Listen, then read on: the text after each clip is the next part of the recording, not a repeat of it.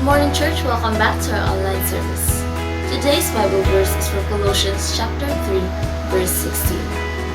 Let the message of Christ dwell among you richly, as you teach and admonish one another with all wisdom through psalms, hymns, and songs from the Spirit, singing to God with gratitude in your hearts. We are here today to hear the Word of God so that we may receive strength for our own lives and for our relationship with others.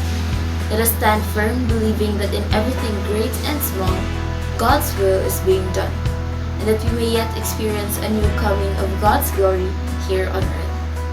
Do not let earthly things torment us and wear us out, but heavenly things may surround us, and everything become new, in accordance with your good, merciful, and perfect will. Enjoy the service, church.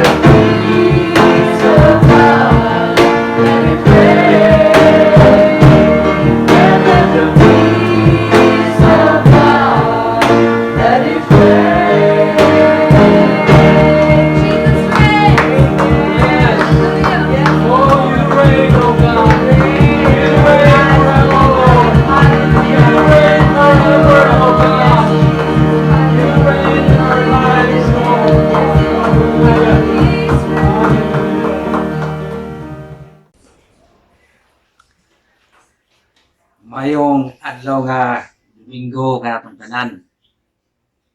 This is the first Sunday of November. Next month, December na. And after that, 2021 na. So, usog kayo ang ligid sa panahon. Nagtibaan na nga hapit na mobalik ang atong Ginoo.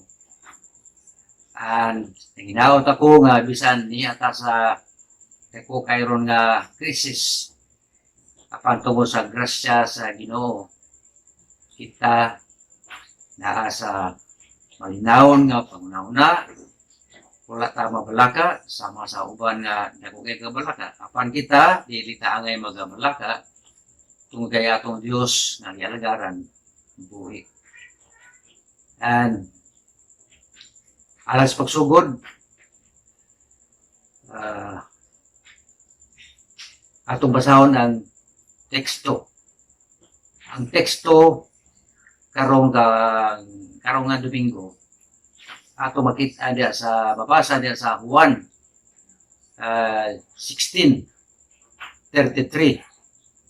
John 16:33. Ato kining basahon atong duganan sa basa. Hinaot ko nga doon na mo'y mga Biblia o sama sa nandan magkuha ta og notes para at least kanang atong madungog karon dili na nimo labay nga kawang atong speaker dalunggan atong gingkuptan tun-an kay mo ni ang bugtong paagi nga kita well-rounded diha sa pulong sa Ginoo.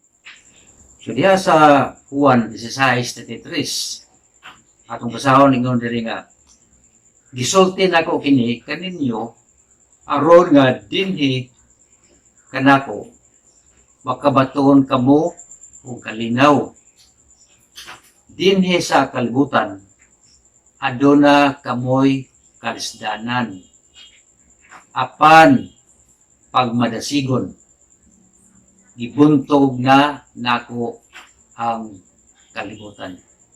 Una po ta, amahan na mo nga Diyos, Ginoo, daghang salamat ding mensahe nga mong gidala, na akong gidala.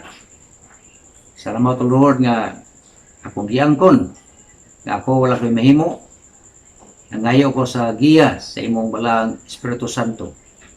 Namoy magaiwag kanako samtang ako magabahin-bahin sa pulong nga dili kini mulabahin kawang magasilbi kini sa katuyuan imo kini gipadala. Ngalan ni Jesus. Amen. Okay. Ang atong tema karon nga month of November is money. Thinking positive despite today's negatives.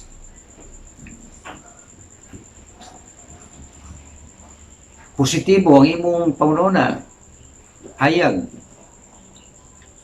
Diya sa dictionary, ang positive meaning yun nga confident in opinion or assertion or declaration. On the opposite side, ang negative, meaning ang absence or opposite of something considered positive or affirmative. Okay? So, actually, ato ding ipadayonan ang atong tema sa last month. It is about apostolic doctrines na kinahanglan nato nga tamdan. Ang atong tema last month was about the norms, standards or sumbanan sa matuod nga iglesia. And usa sa atong nakatunan ng usa ka tinuod nga iglesia mao nga kanang iglesia ha, doon na gini siya ay complete, absolute, perfect loyalty to the gospel. Unsa man ang gospel? Mao ni ang the original teachings of Christ and the apostles. Diya sa Ephesians chapter 2 verses 20 to 22 nagingon nga si Pablo iyang gi-address. Ngayon siya nga, kamo, kita, ang iglesia, mga tinukod ibabaw sa patukuranan nga mao ang mga apostoles o mga propeta nga niini si Jesucristo mao ang bato nga patukuranan, the chief cornerstone or the foundation.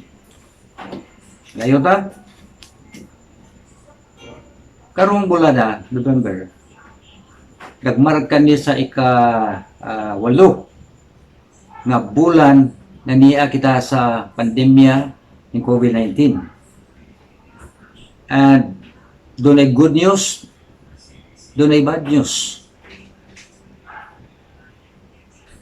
Ang numbers, statistics are still on the rise. Sige gyud saka.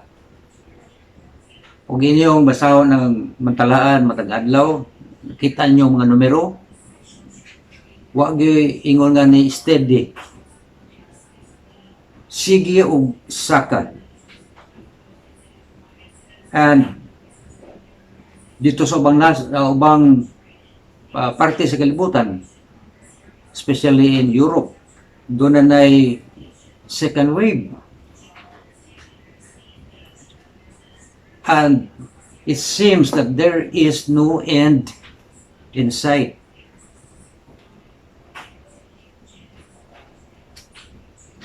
Ang good news, mao nga doon na kunoy development sa vaccine, bakuna, and available ni within the next 6 months, starting this month. Apan doon na gyapon ni mga negative. Unsa man?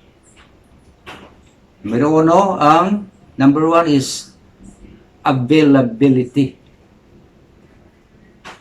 Appeal ba ani? Kaya natural, ang mga progressive countries nga mo nagka-discovery ani nga bakuna, ila ginangunahon ang ilang mga population. Ikaduha po nga inong tapo nga subidahon, mao ang costs, ang kantidad, ang pila ning bakunahan. Kay nakabasa ko og usa ka article the other day nga ang bakuna duha ka hugna, and mukostar ning duha ka hugna about 3 to 4,000 US dollars. So in peso, more or less mga 200,000 pesos. Karon lang yun kadugog news kining first nga bakuna duha man na dili kuno maka-prevent og infection.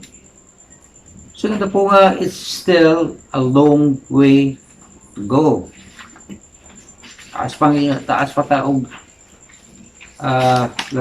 latason. But anyway, whatever the final figures will be, magbulat lang dito kung sa gini ang final, di pag ta mo salig pagkakaroon. Okay, so mientras tanto ang kaaway nakakita siya og nindot kayo nga sudlanan. The devil is trying to exploit iyang pahimuslan ang panahon pinaagi sa paghatag nato labi ng mga Kristohanon o mga negatibo nga mga state of mind sa una-una. Ako kinagi tawag og mga giant faith killers, mga giganti dagko kayo nga mupatay sa imong pagtuo. Daghan na siya apan mo pahinga na taong pipila. Unsa man siya? Mao ni ang depression, despondency, despair, disappointment, discouragement, self-pity, stress, ug uban pa. And kini tanan mga negatibo nga mga state of mind, kita mga sumusunod ni Kristo, we are not exempted. Kung imong balikan itong atong teksto na, it is rather expected. So, ano yung pasabot nga, naanakas Ginoo, exempted na ka. Apil na sa atong pagpanghalagad sa Ginoo.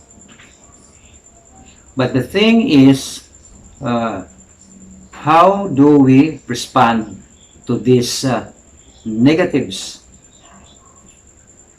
So, agi og encouragement atong kutloon ang gisulti ni Santiago diya sa James chapter 1 verse 12. Ningon si Santiago nga bulahan kuno ang tao nga milahutay sa mga pagsulay kay human siya makaantos sa pagsulay iyang madawat ang purong-purong sa kinabuhi. Kagisaad sa Dios ngadto sa mga nahigugma kaniya. It is the promise of eternal life nga maka-offset whatever negative thinkings nga mosulod sa atong alimpatagan. Huwag imong basahon ang pinadayag chapter 2 verse 10. Ingon si Kristo, be faithful until death, and I will give you the crown of life. Crown of life. Kinabuhi diha uban sa Ginoo. And this is the ultimate aim for all believers. Diba nga ang atong life is short and eternity is eternity. Muna atong hatagan og dako kayo nga preparasyon. So earlier ingon ko nga dili ta exempted sa mga pagsulay. Na usa sa mga dako kayo nga ehemplo sa usa ka tawo nga Diyos nun. Apan grabe kayo ang giyan nga pagsulay. And I'm talking about the Apostle Paul. Si Pablo mao'y nagsula sa 13 of the New Testament books. One of the greatest missionary of all time. Pero kung imo basahon ang Biblia, magkapungutana ka. Hayahay, komportable ba ang iyang kinabuhi? The answer is no. It was not. Si Pablo, during his missionary travels,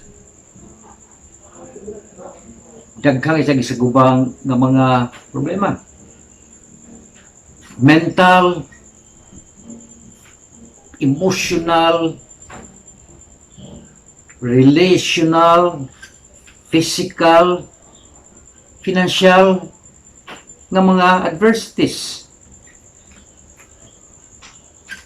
Ato ko nung basahon ang ikadawang Korinto chapter 11 verses 23 to 28. Atong masinati unsay giagian ni Pablo. Kung ikumparar sa imong giagian karon, kung kumani mo basa nini, makaingon siguro ka nga mas arang pa mo dahil akong kinabuhi ron, bisan pa og niya ni pandemya, bisan pa niyang kalisod sa kanibuhi, apan hangtod karon nagbarog gyapon ko na ginawa. Ato ko nung paminawon, paminaminan ang kinabuhi ni Pablo. Ingon siya diya sa Korinto. Mga alagad ba sila ni Kristo? Labaw pa ko. Nagsulti ako ingon nga buang-buang. Labaw pa kadako ang akong mga pagbudlay. Labaw kadaghan ang akong pagkabilanggo. Dili mayhap ang mga pagbunal o sa makadaghan nagungaw sa kamatayon. Sa 5 kahigayon, ako nakadawat ug kulang na lang og usa nga makapatan kalapdos gikan sa mga Hudiyo. Sa 3 kahigayon, ako gipuspusan. Makausa ako gibato. Kita no, gibato. Makatulo ako nalunod. Usa ka gabi o usa ka adlaw ako sa dagat. Sa kanunay nga pagpanaw, nahimutang ako sa kakuyaw, sa mga suba, sa kakuyaw sa mga tulisan, sa kakuyaw sa akong mga katagilungsod, sa kakuyaw sa mga hintil, sa kakuyaw sa syudad, sa kakuyaw sa kamingawan, sa kakuyaw sa kadagatan, sa kakuyaw sa mga igsoon nga mini, sa kakapoy ug sa kalisod, sa kanunay nga pagtukaw, sa kagabion, sa kagutom ug sa kauhaw, sa kanunay nga dili makakaon, sa katugnaw ug sa kahubo, naked, walay sinina, o gawas pa, o gawas sa uban pang nga butang, anaa ang adlaw-adlaw nga kabugaton tungod sa akong kabalaka alang sa tanang mga iglesia. Mao kini mga igsoon ang naagian ni Pablo. Kung ordinary pagkaani si Pablo nga tao, dugay na ni naghikog. Apan iyang gibuhat, nagakalipay siya, taliwala siya mga pagantos. So atong nakita nga nagsugubang si Pablo sa mental, emotional, physical problems. And in addition, diya sa Buhat chapter 17 verse 16, si Pablo nakasinati sa dako kayo nga kahingawa. Pag-adto niya sa Athens, diin napuno ang Athens sa mga Diyos-Diyos. Diya po sa 2 Corinthians chapter 12 verses 20 to 21. Pirteg yung kaguol ni Pablo tungo sa mga sala nga pasagdan, gitolerate lang sa mga simbahan. Now, this experience ni Pablo ay ang kaagi, hangtod karon ni agi po ning problemaha. So, imagine mo unsa kadako ang emotional na problema ni Pablo nga gidala niya.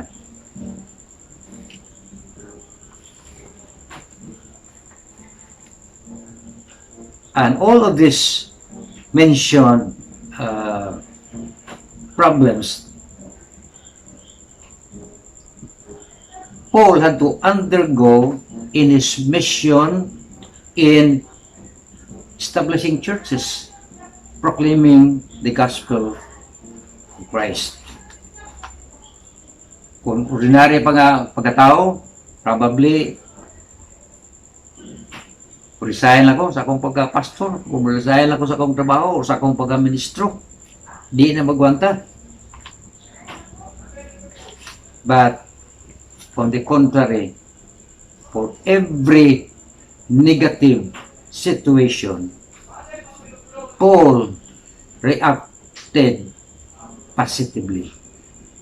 How did he react positively?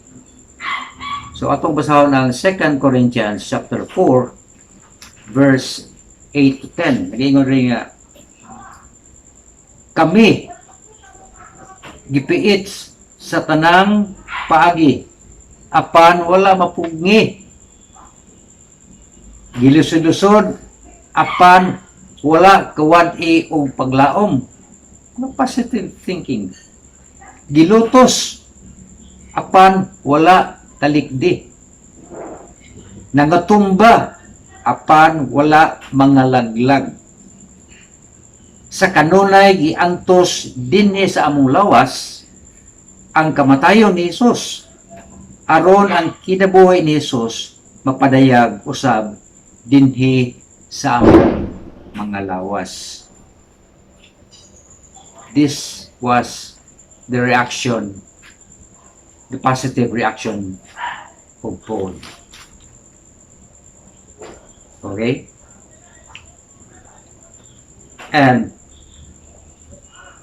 following the example of Paul, kita, mga sumusunod mata ni Kristo, unsa may angay natong buhaton kung ana ikaw sa mga sitwasyon nga sama sa nagiya ni Pablo. Doon na pa ba kayo kumpiyansa sa mga giningon?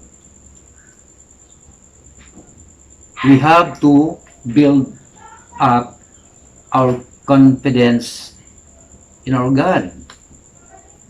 The God of Abraham, Isaac, and Jacob.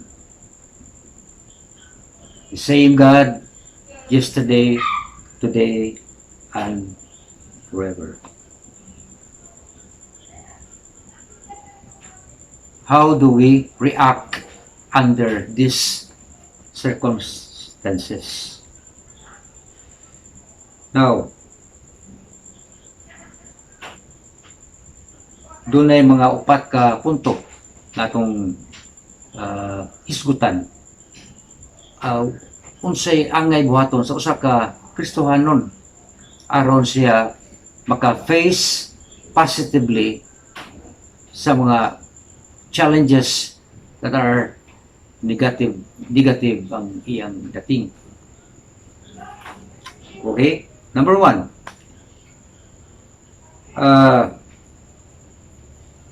believers in Christ have to accept that the tribulations we face will accomplish the purpose of God in our lives. Romans 8:28, all things work together for good to those who love Christ, God. One of the hindot kayo nga example angay natong basahon naa sa Old Testament book, the book of Esther. Dili na to ni in detalye, but if you read the book of Esther, Wa pato ang ilang gagian nga mga negative niya lagi mo positive. Daghan kayo ang dili mang ayaw may tabo. Usa na ang mga Hudyo, the Jewish people would have been destroyed. Esther chapter 3 verses 8 to 10.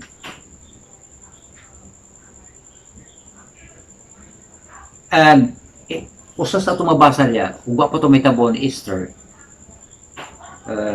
Abraham's descendants, apila kita, kung si Kristo, would have come to an end. And there would have been no fulfillment in Christ. And therefore, why gospel? Wasay Christian church. So akong giyawag ang mga kigsunan, basahan niyo ang libro ni Esther. Nindot kayo, mura ka kung nagbasa ko ka ng nobela. Nindot kayo sa akong giyawag, magsahon niyo. Kaya punto,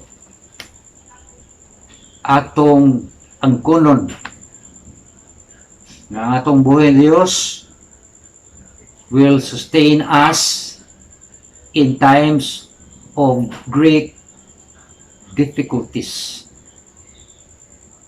Diya sa libro ni Isaiah, diya sa chapter 43, nindot kayo ni nga basahon, verses particularly 2 and 3, na kumulabang ka mga sapa, dili ka bonsa, kumulabang ka mga dagkong kay mga suba, dili ka bonsa, kumulabang ka kalayo, dili ka bonsa. All of these rivers, fires, waters, all of this represents the tribulation, the trials, the negatives nga ato urong nasinati. So, second is our God will sustain us in times of great difficulties. Katulo, atong dawaton, atong tuhuan, ng atong buhay Diyos will have the final say.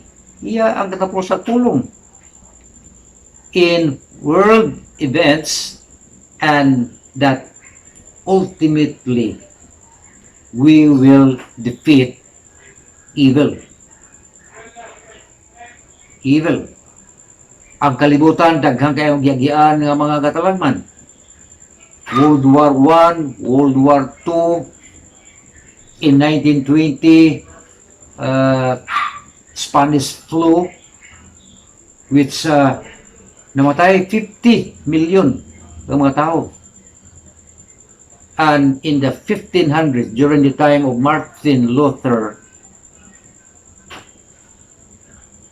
mao kato ang panahon sa bubonic plague. And si Martin Luther, wala siya magpuyo silang balay. Iyang yablihan ang yang panimulay, gihimo niya umura og klinik. O dito niya gi-treat ang katong mga nangasakit. Kung sinita mo Martin Luther, he was spared from this bubonic plague nga nakapatay og mga bayo-bayod. So, as we observe these world events, it seems nga ang evil has triumphed. Tanaw ni mo nga ang kahilad may naglabiron sa kalibutan. Bisag asa ka mo tanaw, mubasa. Nag-ablin mo sa news, nagtanaw ni mo sa mga binuhatan sa mga katawang karon. Follows evil. Evil, ang meaning na is wicked, immoral, and everything that is opposite to good. So, makapunta na ka, pagpadayon ba ni? Of course, God has the final say. Ingon pa ang Ginoo akin ang huling salita. Diya sa Salmo 37 verse 9, ingon diya ingon ang salmista, kay ang mga dautan laglagon, apan ang naghulat sa Ginoo makapanag-iya sa yuta. Ano sa mata makapanag-iya sa yuta? Sa English pa, we will inherit the land. It is a figure of speech nga kanang if you inherit the land, that means you will be assured of eternal life. Nagbalik sa Ginoong Jesucristo to establish His kingdom on earth, usatas mga inheritors sa iyang daan. And finally, and this will also serve as our conclusion, kitang mga sumusunod ni Kristo, we believe atong angkonon that the God that we are serving is faithful. Faithful siya for as long as we remain faithful to Him. Bisan nga ni karon, kita doon na tayo mga kapalpakan. Ang atong pagka-faithful sa Ginoo, usahay, ug imong ibutang sa percentage level, usahay 20%, 30, 40, 50, 60, 70, so forth. But God is 100% faithful sa imong kinabuhi. Pagkayo ka, yung sa mga pagka-faithful sa Ginoo, ito ba is simple. Just look at yourself. Are you still standing? If you will just count your blessings, ipunin mo. Huwag mo makatugma, bisan pa ang tanang kwartas kalibutan. Kung sa example, ang hangin. Imagine na lang ugway hangin. So, panalangin sa Ginoo. God is faithful. Atong basahon as a conclusion diha sa Romans chapter 8 verses 28 to 39. At least isulod gina sa inyong mga una-una. Mahimo nga ni memorize sa ninyo ni. Kay dako kayo ni og mahimo na ang imong pagtuo mutubo og ang mga negatibo nga nitabo karon, you can react positively. So lingod rin, Romans chapter 8 starting from verse 28.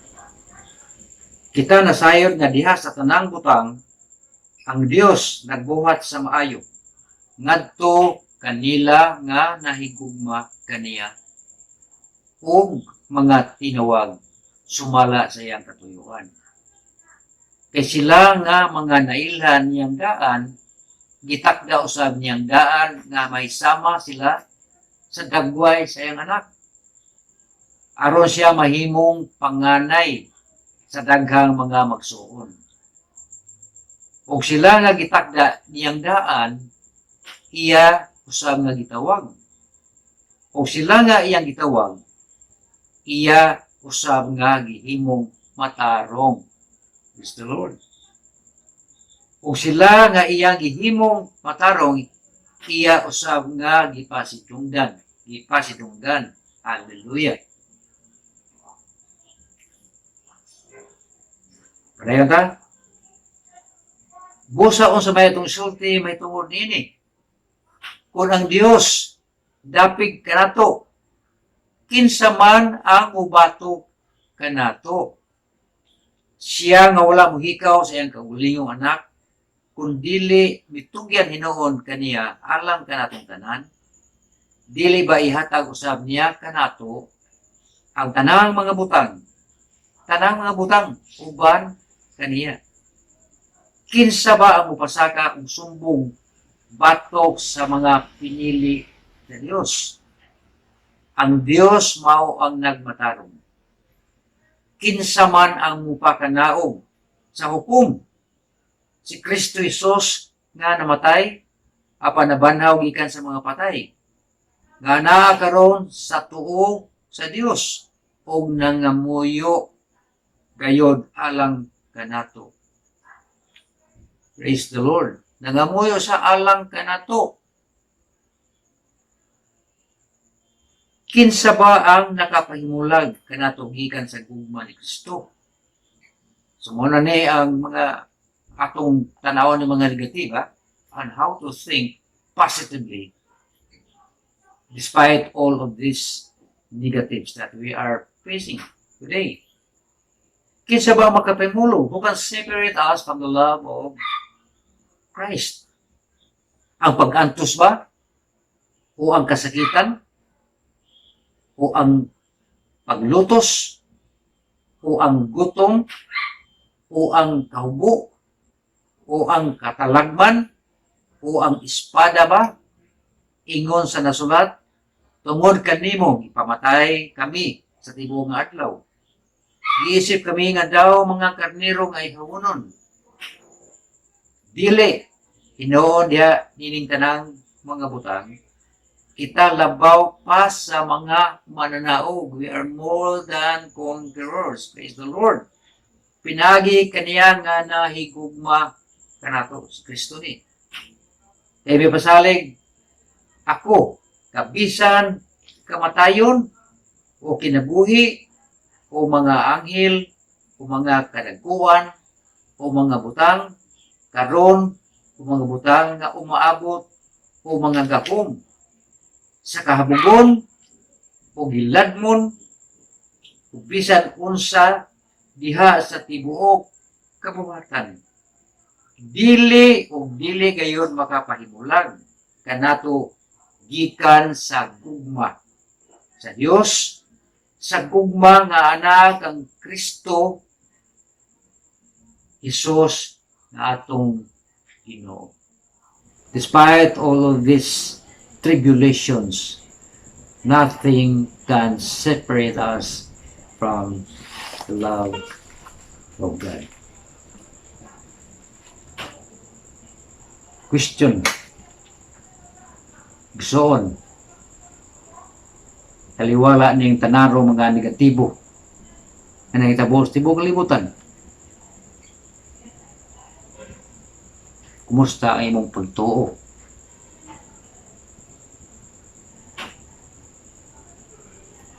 Gidugang ba imong pagtuo sa Ginoo or diminos ba? Kison ikaw ray makatubag yan ang pangutanahan.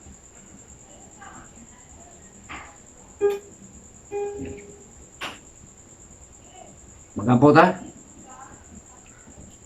Amahan na mo nga langit nun. Dako kayong salamat Ginoo sa mensahe na mo karong nadungog gikan sa imong balang Espiritu Santo. Ako pagampo Ginoo Dios, kababuntog namo ang tanang mga negatibo nga nangitabo karon pinaagi sa paguna-una o mga positive things nga pinaagi sa imong mga pulong. Ako pagampo Ginoo Dios, ikaw magapadayon pagpanalangin sa imong mga katawhan. Ikaw Ginoo Dios magasangkap sa ilang mga paninglanon matag adlaw sa mga spiritual, sa mga financial, sa mga physical nga bahin. Iiway sila Ginoong Dios sa tanang matang sa katalagman, including this COVID-19.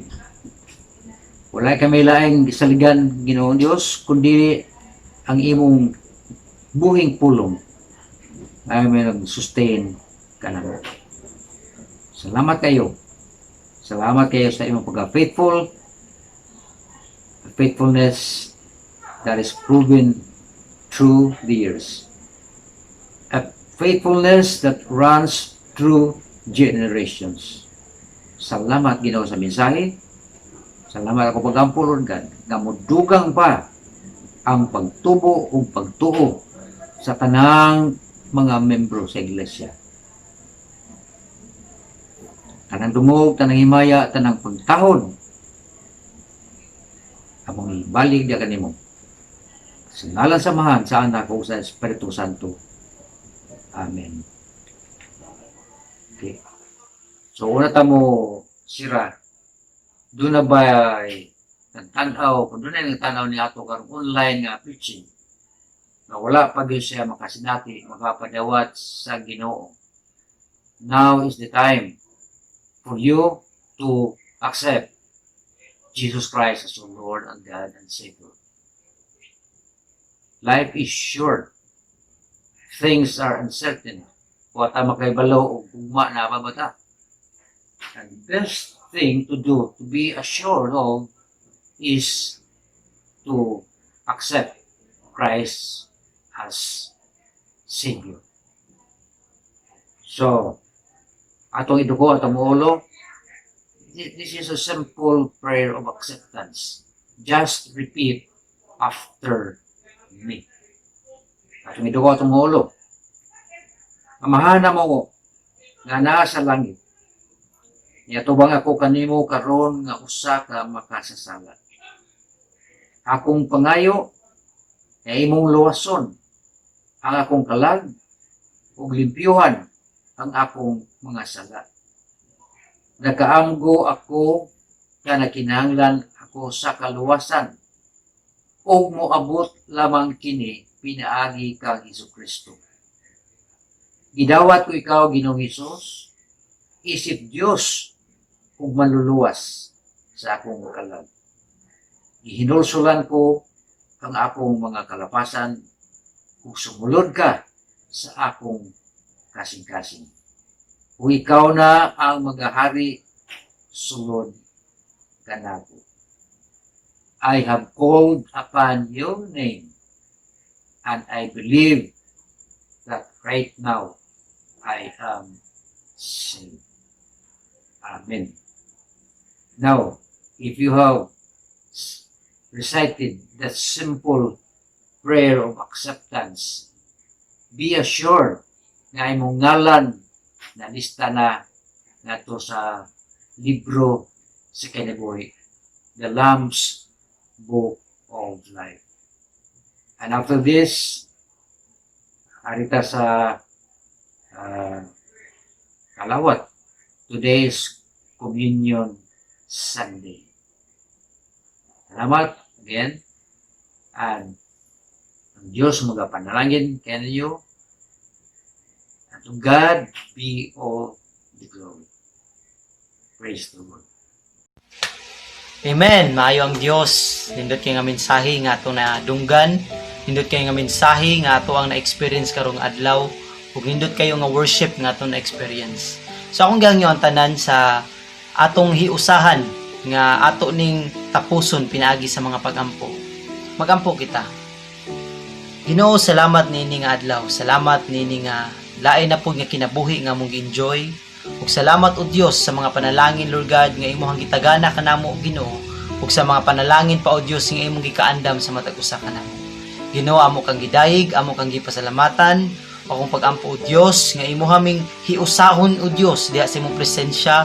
Imo ming giyahan Ginoo, imo ming protektahan sa mga among pagabuhaton Lord God ug sa mga plano nga amo ang ginahuna-huna o Dios. Ang pagampo Ginoo nga imong giya Lord God mao'y mahimong kaning klaro o Dios nga kanang among pagasundon Lord God. Lord, ang pagampo o Dios nga ikaw mag-ayo sa tanan, Lord God, nga naay mga balatian, ug ikaw magabuhat og milagro, O Dios, sa mga matag usa, O Dios, nga nanginahanglan, Lord God, og milagro sa tatag sa mga kinabuhi, Ginoo. Lord, salamat niining adlaw. Salamat sa imong kaayo, salamat sa imong gugma, salamat sa imong grasya. Kini among giampo og gipasalamatan, pinaagi lamang sa pangalan ni Ginoong Kristo, nga among Dios ug manluluwas ug kami tanan magaingon. Amen ug amen. God bless you, church.